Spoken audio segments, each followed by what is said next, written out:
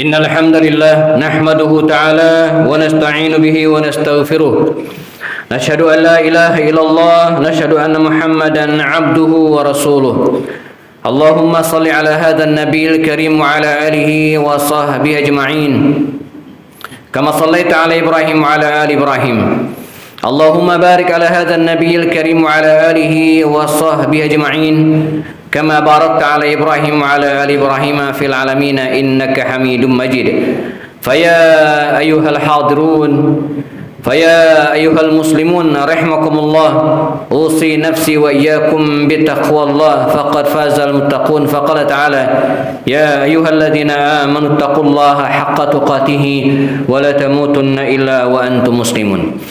Hadirin dan jamaah salat Jumat Masjid As-Safir rahimakumullah, kita banyak bersyukur kepada Allah Subhanahu wa taala pada siang hari ini kita diberikan berbagai nikmat oleh Allah Subhanahu wa taala, dimulai dari nikmat sehat, waktu luang, ya, dua nikmat yang sering dilupakan oleh kita. Nikmat iman dan Islam tentu saja dua nikmat pokok yang menghantarkan kita ke masjid ini melaksanakan sholat Jumat secara berjamaah. Harapan kita semoga langkah kaki kita yang dilampiri dengan ikhlas karena Allah Subhanahu wa taala menjadi pemberat amalan pahala kita pada yaumul hisab nanti insyaallah, amin ya rabbal alamin. Kemudian hal yang kedua, hari ini kita berada di tanggal 9 Ramadan 1444 Hijriah. Ini mengingatkan kepada kita bahwa persis di tanggal yang sama, di hari yang sama, 80 tahun yang lalu, Indonesia diproklamasikan kemerdekaannya. Indonesia diproklamasikan di bawah pimpinan Soekarno Hatta, dua proklamator kita, persis di hari Jumat tanggal 9 Ramadan tahun 1364 Hijriah. Artinya kalau sekarang tanggal 9 Ramadan 1444 Hijriah, usia Republik Indonesia yang kita cintai ini sudah genap 80 tahun. Suatu hal yang harus kita syukuri di satu sisi, namun demikian kita berharap semoga Allah SWT memberikan berkah kepada negeri kita ini, negeri yang gemah ripah loh Cinawi ini, semoga mendatangkan manfaat yang banyak khususnya kepada kita umat Islam, amin ya rabbal alamin.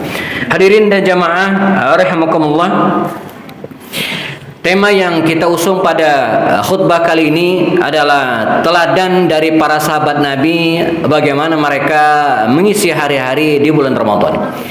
Hadirin dan jamaah rahimakumullah, kita tahu bahwa syariat shaum Ramadan atau siyam Ramadan baru turun ketika Rasulullah SAW dan para sahabat hijrah ke Madinah Al-Munawwarah.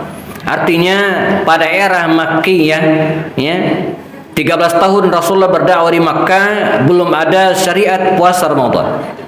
Kalaupun ada, waktu itu adalah puasa-puasa yang dilaksanakan oleh nabi-nabi sebelumnya, seperti puasa Senin Kemis, puasa Asyura, ataupun puasa Ayyamil Bid.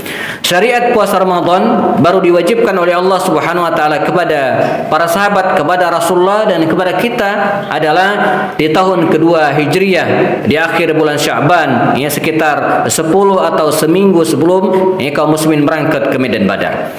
Nah, bagaimanakah ibadah para sahabat mencontoh mendampingi Rasulullah SAW pada saat itu?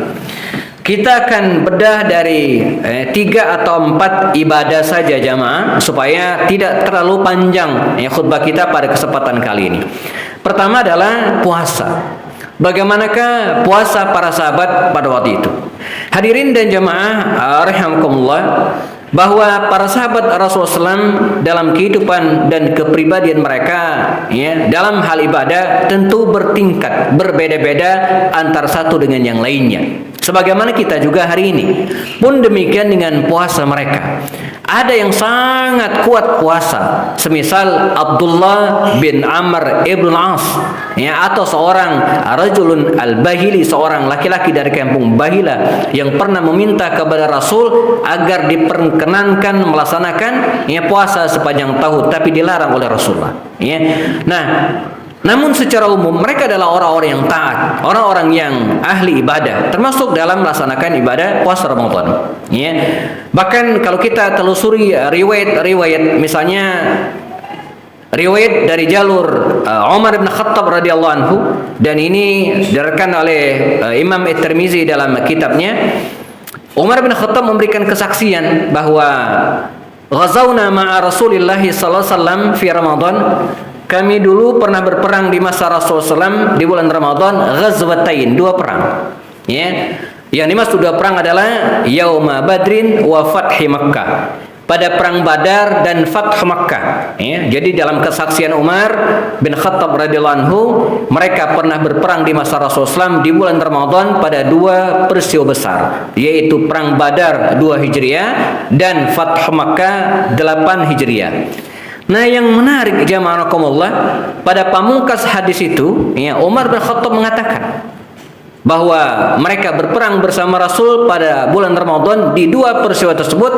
Maka pada ujung hadis itu Umar mengatakan fa'aftarna fihima, dan kami tidak puasa pada 2 peristiwa itu.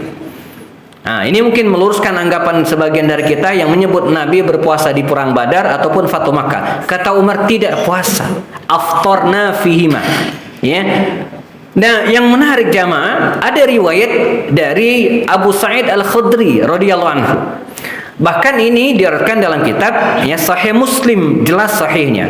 Ya, dalam kesaksian Abu Sa'id Al-Khudri radhiyallahu anhu, ghazawna ma'a Rasulillah SAW, kami berperang bersama Rasulullah SAW, ya, wa madat li 16 min Ramadan, dan telah berlalu 16 hari bulan Ramadan, ya, yakni perang Badar maksudnya. Fa minna man sama wa minna man aftar.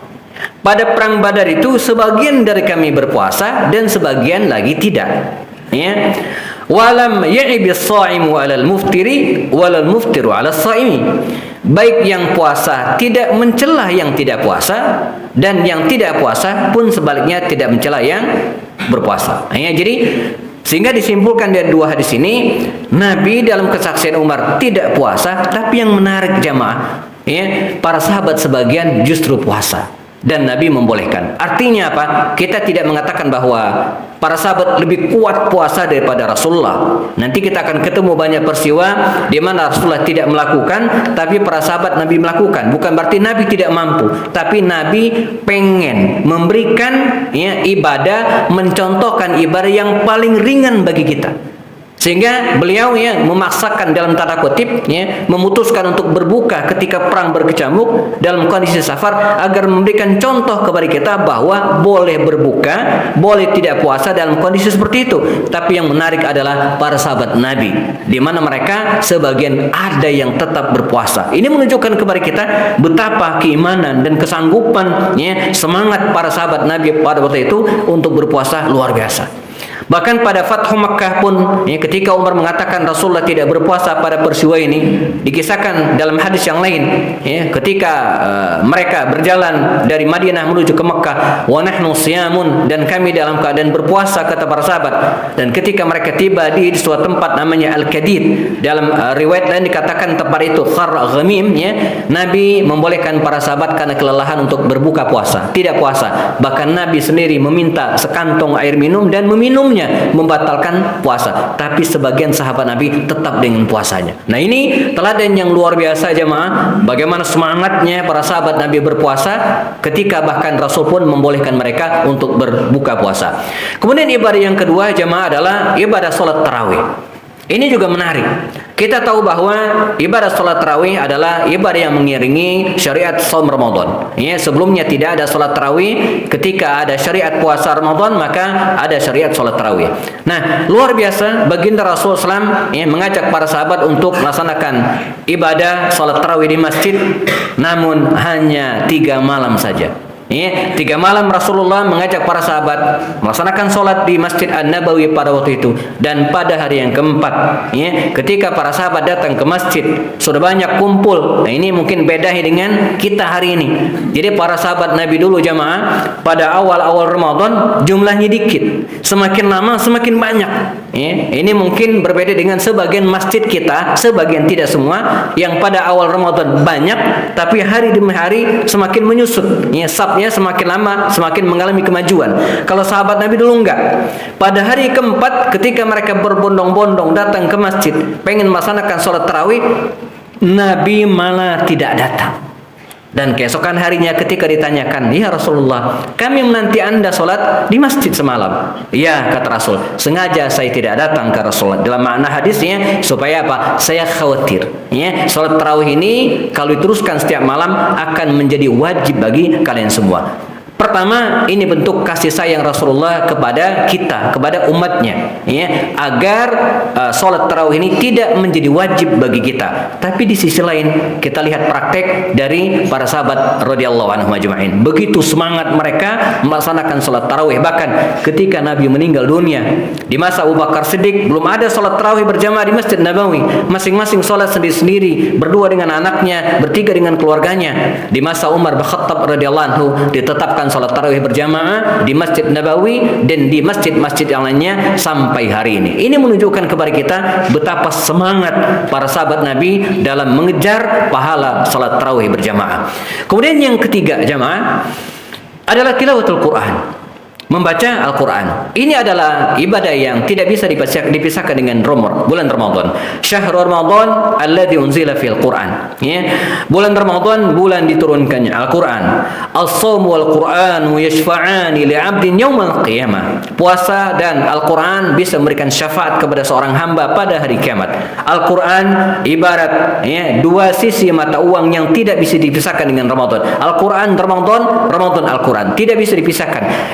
Anzalnahu fi lailatul qadar. Kami turunkan Al-Quran itu pada malam Lailatul Qadar, dan Lailatul Qadar itu ada di bulan Ramadan. Al-Quran Ramadan tidak bisa dipisahkan. Nah, bagaimana interaksi para sahabat dengan Al-Quran? Luar biasa jamaah. Kalaulah dalam banyak hadis baginda Rasul dikatakan hanya dalam tanda kutip, ya, mengkhatamkan Al-Quran sekali dalam bulan Ramadan, kecuali pada Ramadan terakhir beliau akan meninggal dunia, 2 kali beliau khatam. Tapi para sahabat Nabi luar biasa. Bahkan Abdullah bin Amr ibn As dikisahkan dia mengkhatamkan Al-Quran 3 hari sekali.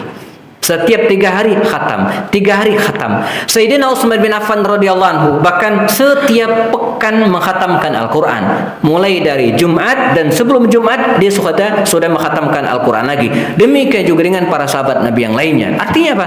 Semangat mereka dalam membaca Al-Quran, mengkhatamkan Al-Quran dalam tanda kutip. Ini bukan makna yang sebenarnya melebihi Rasulullah. Tentu bukan Rasul tidak sanggup mengkhatamkan lebih banyak, tidak. Tapi lagi-lagi Nabi ingin memberikan contoh yang paling ringan bagi kita, ya, khawatir memberatkan. Nabi bisa saja misalnya sehari khatam bisa, tapi Nabi tidak ingin memberatkan kepada kita.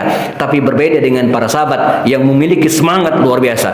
Karena itu Allah menapaki hari-hari Ramadan ini, ya, marilah kita berusaha untuk istiqamah, ya, paling tidak pada 3 ibadah tadi. Marilah kita jaga puasa kita sampai akhir full puasa. Marilah kita jaga tarawih kita, insyaallah kita penuhi masjid kita ini. Apalagi sekarang sudah pandemi sudah selesai, tidak ada lagi insyaallah. Walaupun di antara kita ada yang pakai masker barangkali untuk berhati-hati karena flu misalnya, tapi secara umum sudah tidak menghalangi kita untuk beribadah di masjid lagi. Dan yang ketiga adalah mari kita perbanyak membaca Al-Quran. 3 ibadah ini paling tidak bisa kita teladani dari para sahabat Rasulullah sallallahu alaihi wasallam. Kaum muslimin jamaah salat Jumat rahimakumullah, semoga Allah memberikan kemampuan kepada kita agar bisa istiqamah menjaga ibadah kita sampai nanti Ramadan berakhir insyaallah. Amin ya rabbal alamin. Barakallahu li wa lakum fil Qur'anil azim wa nafa'ani wa iyyakum bima fihi minal ayat wa dzikril hakim wa taqabbalallahu minni wa minkum tilawatahu innahu huwas samiul alim.